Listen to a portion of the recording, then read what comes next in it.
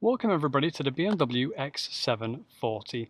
I'm going to do this POV review. I'm going to take you for a drive, I'm going to take you for a walk around it, talk about the features, and we'll see exactly how good this BMW X7 40i is. This was in a beautiful black metallic paint. Get the daytime running lights in LED right there. Great profile, the optional 22-inch alloy wheels, optional running boards, and just from a stance point of view, very nice car to look at. I've also got the shadow line pack, so everything's in black rather than chrome except this bit at the back here. And if we push the button at the back here, the trunk is going to open up for us. And as you can see, plenty of space. It is a split tailgate, so there's two buttons right here to pull down the tailgate. And this is plenty of space, so if we do like a hand impression just to see how much space there actually is at the back here, that's how much space you get just in this section. And I can obviously put the rear seats up or down. You can see that those are going to move. Parcel shelf number 1 goes here, so when you have these two seats up, you can put a parcel shelf here to cover up anything you've got. When those two seats are down, a parcel shelf will in fact go over there. The only manual thing you have to do with this car is put up the headrest. If I actually try to put down the seat again, it will do the headrest for me, as you can see right there. But we're going to stop that because I'm going to jump into the back in a second. But we'll close this off and we'll jump into the back. And the way to do that is to push this button right here. It's going to move this seat forward, the driver's seat. This is going to slowly move forward. It takes a bit of time to do it. And then you do have access to jump into the back. I'm not going to jump into the back right now, but you can see this is the space when the middle row seats is the furthest way back. So you can get basically your shins in there and rest your feet underneath, but there's not a massive amount of room. Put these seats back. Talk about the seat controls while that's doing that. Basically, you can move this and recline it backwards and forwards. So it's stopped in a position. There you go. You can see how far back and forward it will go. But I can move this back even further, just like this, and then I can also recline it just like that. This one comes with some pillows, which I think were an option. And then if I jump into the back, we'll just close the door off, so a bit more privacy. But in the back, you've got the rear climate controls, heated seats right here, 3 settings on that, climate control. You've got various buttons on the left hand side here, so this is for the sunroof, and also there is a rear window shade right at the very back here that you can also operate from here. And these two buttons here are for the rear window blinds. They are disabled at the minute from the driver's side, just so my child doesn't decide to pull things around. But plenty of room in the back, as you can see here. Maybe hard to see on the wide angle lens, but here's one hand, here's two, and I'm now touching the back seat, so massive amounts of room to be able to do anything you'd like back here. This is for the various BMW attachments that you can get. This is for USB-C. You've got little storage there, plenty of storage down here, ambient lighting, Harman Kardon sound system, air vent right here. Everything's beautifully metal and machined. It's just a really nice place to be. Got the center armrest. Got a section just here to place various things if you need to, and also a section, and I always find it's kind of hard to do, but basically that's where your 2 drinks are going to go as well. Put that back there. My child is 4. She does like to kick the back of the seat, so you're never going to get into a position where you're not going to be kicked, but it's a super comfortable place for her to be, and also with the blinds there, she's not getting blinded every 2 seconds. And I'll show you how those work in the front. So if we jump into the front right now. Okay, so the car always starts in comfort mode, no matter what you do. Will not start in sport, adaptive, or anything else. Steering wheel controls. You have paddle shifters just here. You've got your cruise control stuff down here. Mode, and this button right here with a little steering wheel and a car on it is basically your adaptive cruise control, or where the car's going to drive itself into a lane. This particular car has the M Sport steering wheel because it has the M Sport package, heated steering wheel. Also comes with massage seats, which are over here. Push that button, you then get various options up in the iDrive system to do hip activation, back massage, whatever it happens to be. 3 settings for that. I can change the position of my wife's seat. So let's say she falls asleep on a journey and she's a bit more upright than I think she should be. I can do this and I can lean her back and she can go to sleep nice and easily instead of snoring me to death. Seat positions, as you'd expect, lock positions, that's for the rear trunk release. All your lighting is down on this left side. These are all physical buttons, nothing is a touch screen. You've got the rear blind button just here, push that, and as you can see, the rear blinds go down, lovely jubbly. That was the lock for the controls in the back. And then you've got your wing mirror controls just here. You've got your adaptive lights on the left with your indicator, and down here in this section you've got all the various buttons that you need to be able to change what the car's going to do. So you've got 4 modes: Sport, Comfort, Eco Pro and Adaptive. I rarely run it in Comfort or Eco Pro, I only use Adaptive and Sport most of the time. This is the crystal option display, it's $600. So the things that are in crystal are this turn wheel, the start stop button, and also your volume control. Air suspension is here, and you can touch this anytime when you're stationary to bring it up or down, and if you're going a low enough speed it should generally stay in that position, but as you're moving this will not work. The only way to get the suspension up or down is if you press sport mode, and it will just drop the car down a little bit for you. Various option modes: home, media, map. Cameras, you've got 1 button for a camera here. That does your 2 front side cameras. Oh, the system's freaking out because I went near the screen. But basically, if you come to a blind corner, you can push this button and see further out than you think you should see. And if I push this parking button, it then does a 360 view. And if you can see that, you can see where your doors are going to open. So if you're next to another car, you can see if it's going to hit that car or not. It's just a really nice system. Backup assistant is basically push that button and it will reverse you out the same way that you came in.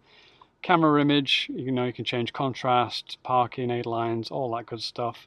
If I go into the menu system, click the car, you've got various driving information, trip data, sport displays, if that's what you want. Shows you the G's. I'm in neutral right now, or park, so I can rev, and you can see that the pounds-feet is going up, and also the horsepower. So that's kind of fun to have, but I normally press the home key, and then I press the Android Auto key. Some music there that wants to play, but I can push. This is all touchscreen. I can touch this to do the map. He says, there you go, switches to the map. Or if I want a full map screen, I just press the map button on the left here, and it does a full widescreen map view. Very responsive. And zoom out, you can see NASA is up there, and that is where we're going to go. We're going to go past NASA. We're going to see some rockets, some airplanes, and all sorts of good stuff like that. I'm just going to drive myself out of beautiful Nassau Bay. And we're going to see the cameras at work here. So put in reverse, and as you can see, showing you the guidelines, full 360 view, really high definition cameras. There's a little bit of dust on the camera, on the screen right now, but you're not really ever going to hit anything with cameras as good as that. Super high def. This is a 2020 BMW X7. It was $92,000 when it was new. You can now pick these up from a BMW approved dealer for around $35,000. So for me, this is an incredible bargain. Most people buy American, they're into their Fords, their Chevys, or they buy Japanese like Toyotas and things like that. I think this as a 3-row SUV is highly underrated. As you can see there, we've got a Cadillac Escalade, another 3-row, and I'm sure we'll see some more 3-rows as we drive around. Again, Toyota trucks going on, another Toyota SUV, and just down the way here we've got a legend in Nassau Bay, because he seems to be driving around in an Alfa Romeo Giulia Quadrifoglio.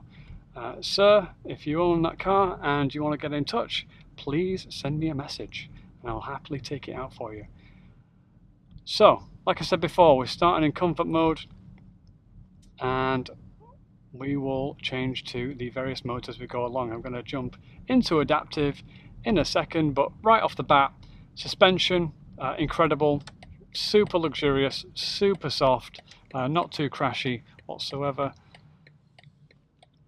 As you'd expect, it's really comfortable, really quiet. As we work our way through the gears, It's just a very, very nice place to be. Everything feels well bolted together. We feel connected to the road. The steering is a little bit dead, but it's kind of what you expect from a big SUV like this, and you don't want to be throwing your passengers around too much. Now if I change to adaptive mode, you can feel it a tiny bit in the accelerator. It doesn't make a massive change, but there is a slight little difference in how hard you can push the accelerator. It's going to pull and bring up speed a bit faster than the comfort mode. The comfort mode really is comfortable. Suspension, I'm not really sure if it actually changes anything, but I can't feel anything as I'm driving along. But it's just a little bit more urgency. See it kick down there a little bit, but not quite as intensively as I would want it to. So I generally drive this car in sport mode, just because I prefer the responsiveness of the accelerator and the way the steering feels. The steering wheel definitely feels different, and the accelerator is definitely 100% different. One thing I do like to turn off is the auto stop start system, which I'd forgotten to do before. But you've got your HVAC, AC controls down here. They are on a separate screen, which is really, really nice. These are not touch screens, but you can turn off the AC. Does a nice animation, turns all that off. You're going to want that on in the humidity of Houston, Texas, which is insanely hot, as we've got some people leaf blowing down the way here. But yeah, you've got your heated seats. If I push that, it brings up heated seats, and if you have the cooled seat option, it brings up your cooled seat option as well. It knows it's a hot day. It's turned my ventilated seats on maximum power.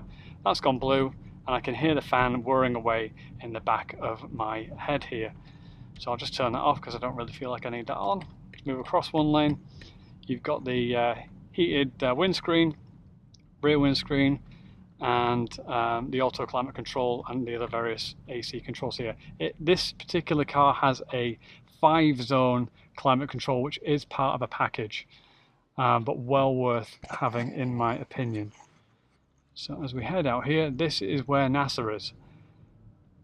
So right outside this neighborhood, really nice, friendly neighborhood, and you are straight out as I move into sport mode. Let's just change that up. Yep, suspension's gone down, steering wheel feels heavier.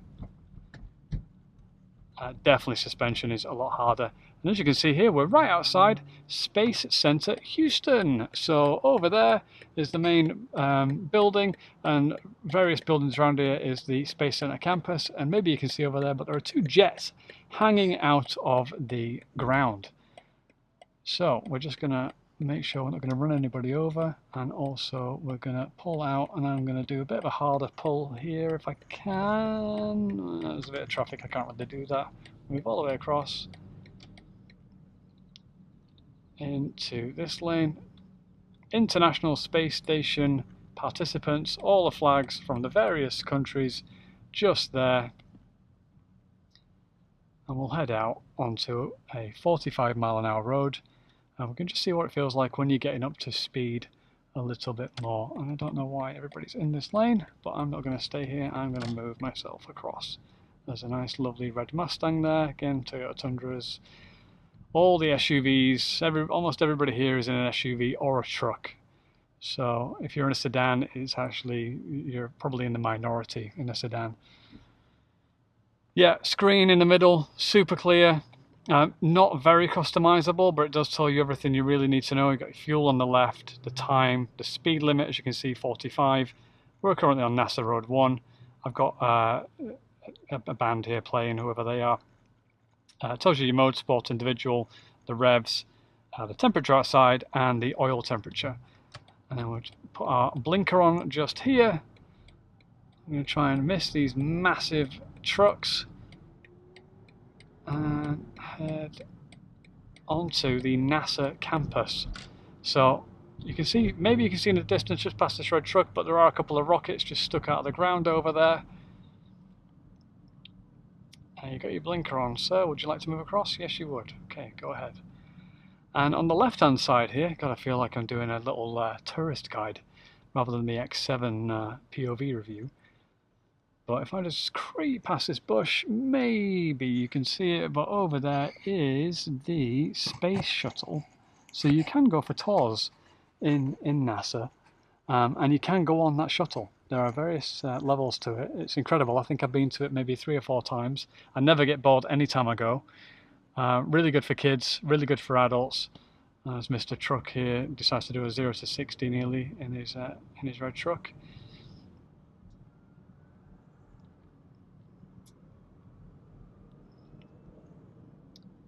Yeah, we'll get a better view of NASA in a second. There you go, there's a rocket as I sort of look to the right as I have my head to the left. But there you go, look at that, incredible. NASA Space Shuttle, right outside the neighborhood there called Nassau Bay. Let's just get a little shim on, do 45, because there are police officers on this road doing various things. My wife has been pulled over on this road, so I'm definitely not going to go over the speed. And there's a Chevy truck behind me, so I'm just going to let this gentleman go past me. Move over one lane. Does have blind spot assist, as you would rightly imagine. And yeah, super nice. So we're currently sport mode. The ride is actually pretty acceptable on this road. We'll move it back to adaptive, and immediately I can feel the ride change. Super soft, super subtle. Move back over to this lane because Mr. Chevrolet was in a bit of a rush there. I'm just going to do a U-turn up here, bring this review to an end. Let's just keep going up here, I think.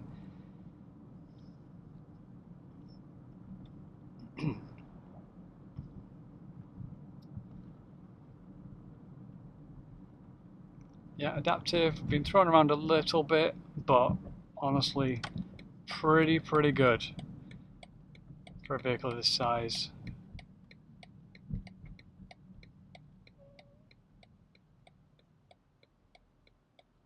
Okay.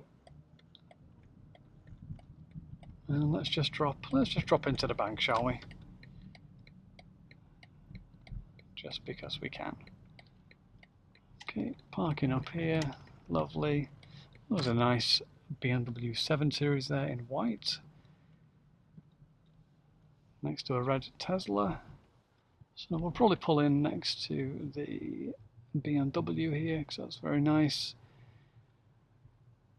And there we go, nice and easy. So yeah, incredible value for this car. You can pick these up, like I said, $35-ish thousand. They'll be high mileage, but they'll have a BMW approved warranty. What have I missed? Let's have a look. I've got the wireless charging down here. You can see the ambient lighting all down here. I will do a night POV drive as well if that's what people would like. 2 cup holders. This doesn't have the option for the cooled or heated cup holders. 12 volt there, USB charger, and a little area here just to put whatever you need. The leather seats are the brown leather seats. They are the individual versions, and these are shown with a little marking on here.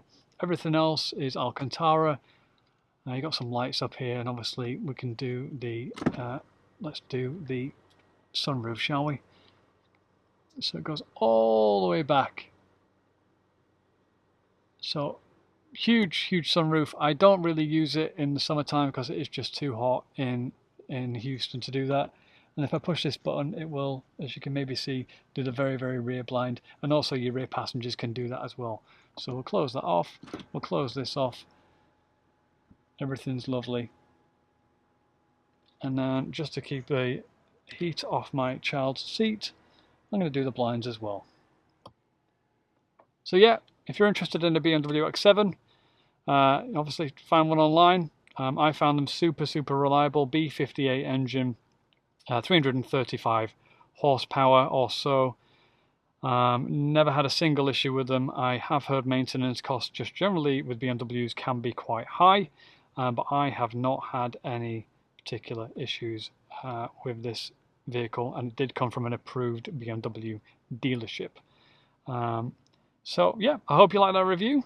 Please subscribe, please like, and I'll see you guys in the next one. Cheers.